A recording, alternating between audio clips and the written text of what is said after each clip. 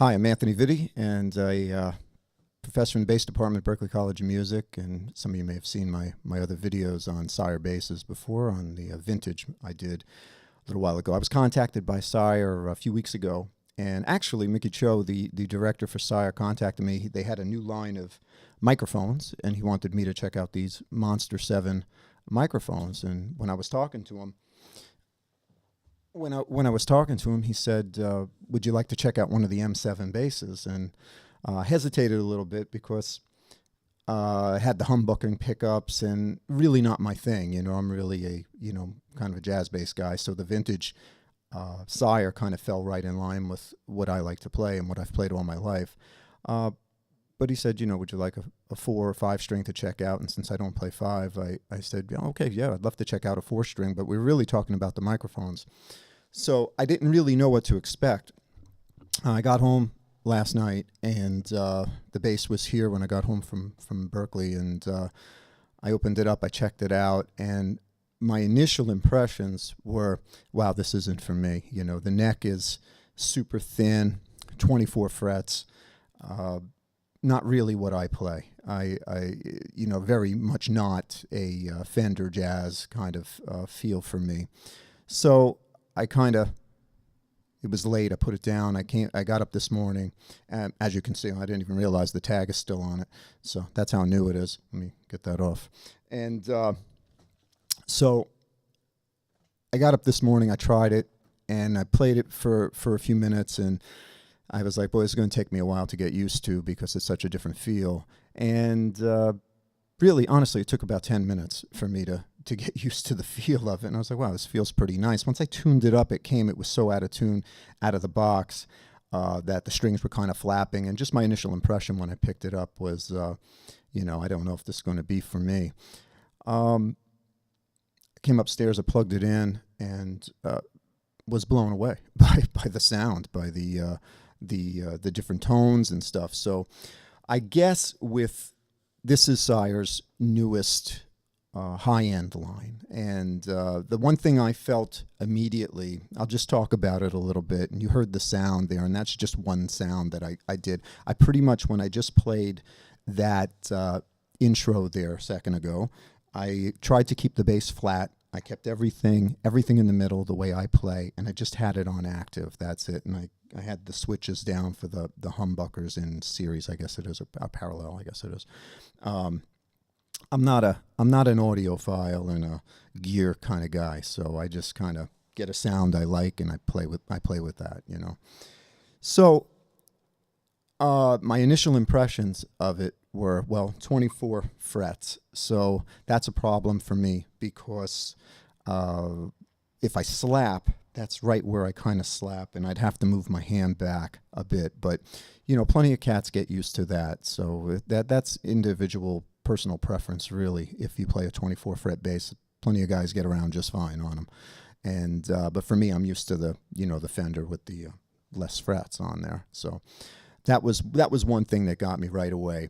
The other thing was the super thin neck. This is more of a, to me, more of a boutique bass. It's got more of a boutique bass feel of like a specialty, like an alembic or a Zahn or something like that. You know, where the width of the neck as you come down, it's super thin at the top, and like a Fender will spread out more as you come down and then kind of thin out a little bit. This is much more consistent throughout the range of the neck. So that's a very different feel for me. Plus the headstock, you know, the 4 machines, I don't have anything like that, over under like that. So overall, it was just such a different thing. The 2-octave neck. A couple of features I noticed right away. The maple top on here is something you see probably in more high-end basses. These kind of veneers on the top, and this figured maple, this tiger kind of maple on the top, which is really nice. The body's, I would call it swamp ash, I guess, and this hard ash would be very heavy. So it's nice. The balance on it is unbelievable. It's great. That's one of the first things I noticed is when I picked it up, the weight was so nice and the balance was so nice on it. Just sits. It sits really good. So that just some first impressions on it. The humbucking pickups, the bridge is super high quality, really heavy duty. Reminds me of an old Badass 2 on kind of steroids here. You know, it's kind of jacked up a bit, and it's very heavy duty, quality bridge there. I guess it has the holes in the back. You could put the strings through the body if you want. And here's a little detail right here. It's got a wood plate cover for the electronics and not just a piece of plastic. So you can see there's a little bit of details. I like the bolt-on neck too. I'm a bolt-on neck kind of guy. So, okay, well, I was going to talk about the electronics a little bit, but I really don't know all the particulars. I just go by sound. I go by what sounds good to me. I kind of run everything in the notches like I did on the intro. So the intro thing, I was using this sound here.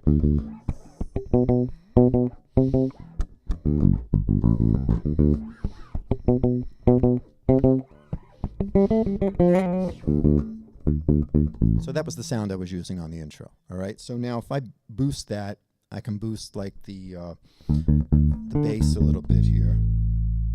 And I think for a fingerstyle sound, that would probably be, see, that's not a desirable tone there. So, but that's a little bassier right there.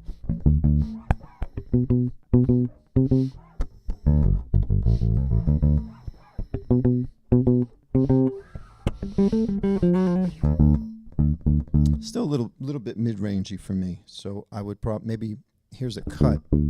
See, that's more of that Jocko-y type of sound. I'm cutting the mids here and stuff. Some high end there.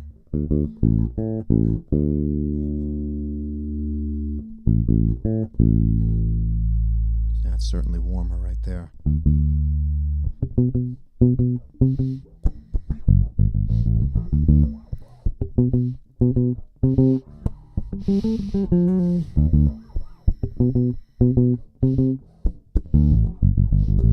Sounds good, right? That's a good sound right there. So you can get everything you want. If you're down with all the controls and everything, you can get every sound you want. I like the fact that I can put it in the notches, and it sounds really good. You know, I could use that sound and then just tweak this right here and back off on that front pickup a little bit, and I can get a little more bridge pickup. That's obviously the blend here. I can back off on that just like on a J bass and play off the bridge a little bit more, get that punch on there. And that's one thing you notice. The preamp sounds great. It's super quiet, and it's really punchy. So I really dig the feel here. It's a very light touch on the bass. The bass has a very, very light touch, and the notes kind of explode out of it. It's pretty cool. One little detail I don't like, okay? And obviously this wasn't made for me. This is just what they offer, okay? But if I could change something on here, I don't like the dots, the fret markers here, okay? So I had to put a piece of tape here at the 12th fret. I don't know if you could see that, because I can't see anything on the side. Now, I don't play a 24 fret bass, so, I just play by feel usually, but things are not where they are on the basses I play. So I do a lot of gigs where you have to read, and once the lights go down on the stage and you're reading a show, I wouldn't be able to see these dots at all. That's why I can't play my 63 jazz sometimes, because I can't see, if you have to play something up high, I can't see it, So you don't want to miss when you go up high. Sometimes you have to take a glance. And so especially with the 24 fret neck, it just looks all black here to me, especially the rosewood that they have on this. And very quality rosewood, by the way, because normally you see that reddish kind of Brazilian rosewood, that East Indian rosewood. I mean, the Brazilian rosewood is the black rosewood. It almost looks like ebony that used to be on the older basses. And this is more like that. This is more like an ebony. It's beautiful, real dense and real quality wood on the fingerboard here. But I don't like the fret markers on here. I need to see something. You can't even see the 12th fret here. And you just need something as reference as you glance down. So besides that, I guess it's a minor thing. I could put something on the side here so I could see, but if I think that's an easy fix that they could do, and just put something that's a little more legible that you can see. As far as the sound, if you noticed in the intro, I tried to play stuff that was high and low. I tried to play across the board so that you would get an idea of some high licks and some low bass, and how even the bass is. And the bass is very even on there. Pretty good that I can pick it up in, first hour I had it, and get a decent sound and control it, pretty well. So my only real complaint is the markers, is the fret markers on it. That's it. But I got to tell you, for the price, I mean, this is a higher end line, and it's significantly higher quality than the other stuff. This is definitely comparable with the boutique basses I play at Berkeley, that the students come in with and I try out. So I think you'd be very happy with it. It's a definite winner. And Marcus Miller and Sire, they continue to just blow me away with the offerings that they're doing here. And again, something I didn't expect to sound great. And they got another great instrument here. And one other thing I like about this is that it's not trying to be a jazz bass. So many basses are trying to be a Fender. Somebody like me, I already have the best jazz basses. I have great jazz basses that I've played for 30 years. I like basses that don't try to be that, that don't try to be that. The great thing about the vintage Sire is that it's an affordable jazz bass sound. It's got a real quality feel and sound of a jazz bass, but you can afford it where you can't afford the vintage instruments, So that's a good thing. But for somebody like me, I have, the vintage instruments.